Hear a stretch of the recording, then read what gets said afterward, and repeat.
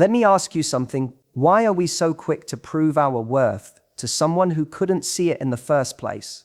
Why do we waste energy trying to remind a man what he's lost when the most powerful thing we can do is act like he doesn't exist? Not out of bitterness, not out of revenge, but because the moment you remove your attention from him, the moment he becomes invisible to your world, that's when his regret begins to grow. You don't need to fight for closure. You don't need to fight for closure. You don't need to post the right quote or wear the right outfit to make him miss you. What you need is silence, stillness, power. And today I'm going to show you exactly why acting like he's invisible is the ultimate way to remind him of everything he threw away.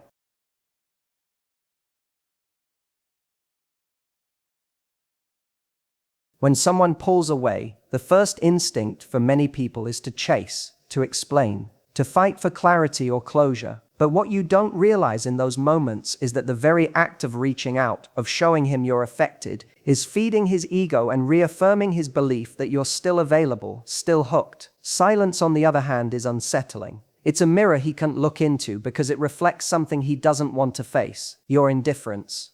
This doesn't mean you're being manipulative. It means you're choosing your self-respect over your impulse. Silence isn't weakness, it's strategy. It's the conscious decision to stop giving someone the power to disturb your peace. In a world where people are addicted to being noticed, your silence is loud. When you stop trying to fix things, when you stop defending, this is when he begins to feel the absence. See, most men don't actually process their regret in the moment they lose you. They feel it in the silence that follows. When the calls don't come, when your name stops popping up, when they notice you've gone quiet, not just in words but in energy, that absence creates a space they didn't prepare for. You're no longer filling the emotional gaps, you're no longer chasing validation, and you're no longer trying to rescue a connection that wasn't balanced to begin with. And that is where the discomfort begins for him. The silence forces him to confront the truth about how he treated you, and more importantly, what he's now missing. That realization doesn't happen when you're still engaging, it doesn't happen when you're trying to make a point. It happens when you stop talking altogether, when you stop responding, This creates a shift in power, not because you're playing games, but because you're no longer participating in a dynamic where he gets to decide when you're valuable. He doesn't get to ghost you and come back to a warm welcome. He doesn't get to show up late and find you still waiting. That time is over. And when you act like he's invisible, he starts to feel just how visible you were before. The effort you made, the care you gave, the emotional labor you put in. It all becomes crystal clear to him, not when you're there trying to highlight it, but when you've walked away and left the highlight reel playing in his head. This is the paradox. He realizes your worth when you stop trying to prove it. Silence is powerful because it breaks patterns. If the pattern was you always reaching out, you always forgiving quickly, you always trying to make things work, the most powerful transformation you can go through after a breakup or emotional letdown isn't external, it's emotional detachment. Not in a bitter, I don't care about anything kind of way, but in a calm, clear, grounded way where you no longer let someone else's inconsistency shake your sense of self. That is the real glow up. Not the gym selfies, not the new clothes, not the carefully curated story you post to make him wonder. Those things might catch his eye, but detachment is what shakes him. Because once you no longer react, he loses control of the dynamic. Emotional detachment doesn't mean you never cared. It means you cared deeply, but decided to stop bleeding for someone who couldn't even offer you a bandage. It means you've taken your heart back and stopped placing it in someone else's hands, hoping they'd handle it with care. And that shift is massive, not just for your healing, but now you've gone silent. You're unbothered. You've stopped watching his stories, stopped liking his posts, stopped showing up in places where he could get just enough validation to keep him comfortable. You're not mad. You're over it. And that calm energy, that stillness, that's what draws attention. That's what makes him feel uneasy. Not because you're trying to make him regret it, but because you've genuinely released the need for anything from him. And the second you no longer need someone, they start to realize how much they needed your presence, your energy, your care. Men notice this kind of shift. Even if they don't say it, they feel it. Emotional detachment removes the leverage he once had. He can't play hot and cold anymore because you're not responding. He can't test the waters with a casual hey text anymore because you've stopped swimming in his ocean. You're on land now, building something real. Maybe this is the part that stings for him. You stopped fighting for his attention because you remembered who you are. You're not detached because you're numb. You're detached because you finally see clearly. You see the patterns. You see the truth. You see how much peace there is in not waiting for someone to show up right. And that emotional clarity creates a confidence in you that's unshakable. That's what makes you glow differently. It's not about proving a point. It's about no longer needing to. When you truly detached, your energy shifts. You're not performing for anyone. You're not operating from a place of lack or longing. You're just centered. And that grounded version of you, she's untouchable. She's focused. She's no longer emotionally tied to someone else's inability to see her worth. Attention is a form of energy, and it's one of the most valuable things you have to offer. Where your attention goes, your emotional energy flows. The problem is, we often don't realize how much of that energy we give away without even thinking. When you're constantly checking your phone to see if he messaged, replaying old conversations in your head, or hoping he notices your story, you're investing in someone who may not be investing in you. And every time you do that, you're draining yourself bit by bit. You feel exhausted not just because you miss him, but because you're spending your energy in a place where there's no return. The second you choose to withdraw that attention, everything changes. Here's what most people don't understand. Men feel it when your energy pulls away. Even if you haven't said a word. Even if you're still technically following each other or in casual contact. They feel it when your attention shifts. When you're not texting first anymore. When you're no longer so quick to respond. When your tone changes, not in a dramatic, obvious way, but in a calm, indifferent one. That shift is louder than any confrontation, because it tells him you don't get access to my energy just because you're used to having it. He might not say anything at first, but he'll notice. He'll wonder why your responses are shorter, why you seem harder to reach, why your vibe doesn't carry the same emotional charge it used to. And that wondering creates discomfort, because he was getting used to the emotional safety net of your attention. That constant reassurance that no regret doesn't always show up as some big dramatic apology. Sometimes it looks like him hovering around your social media. Sometimes it's that random message asking how you're doing, not because he genuinely wants to check in, but because he wants to know if he still has a hold on you.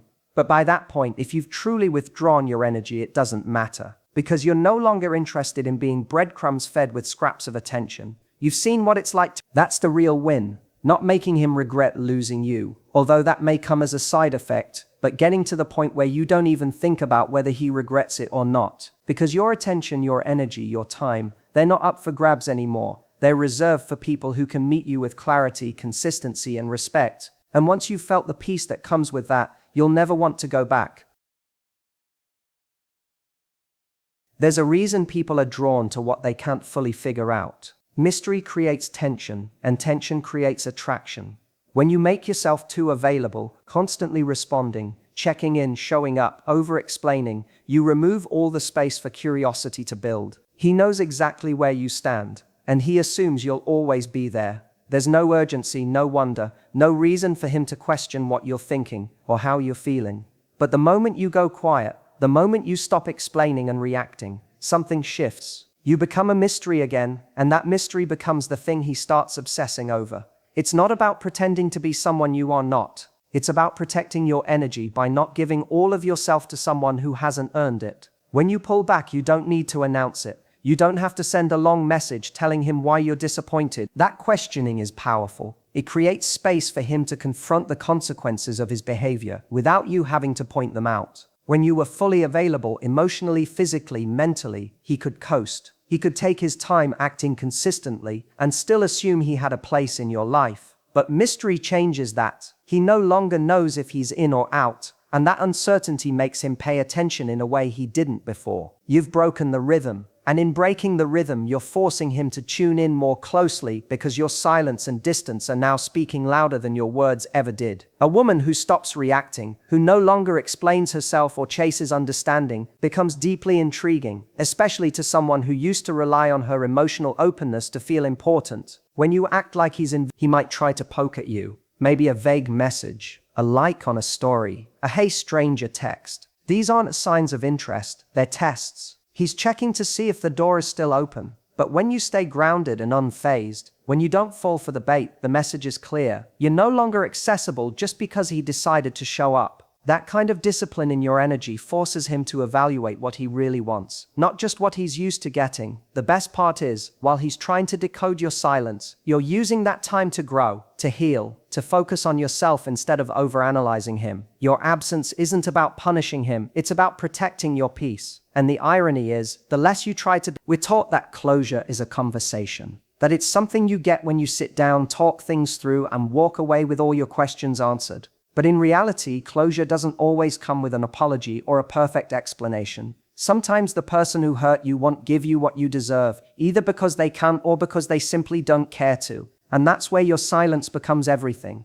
It becomes the closure you were waiting for. There's a moment in every connection where you realize the conversation you want won't change anything. You could pour your silence in that context is not passive. It's powerful. It's you deciding that you're no longer going to explain your worth to someone who dismissed it. It's you recognizing that a lack of response is a response. That no message, no explanation, no "I miss you" carries more weight than a quiet exit. And to the other person, that silence becomes haunting because they're used to access. They're used to your voice, your presence, your care. When all of that disappears without warning or drama, it leaves a vacuum. And in that vacuum, they're forced to sit with themselves without your emotional labor softening the blow. Sometimes your silence is the only thing they'll actually hear, because everything else you said before they dismissed, minimized, or overlooked. But silence, that's different. Silence is final. It says, "I'm done," without needing to raise your voice. It carries a sense of maturity that no argument can match.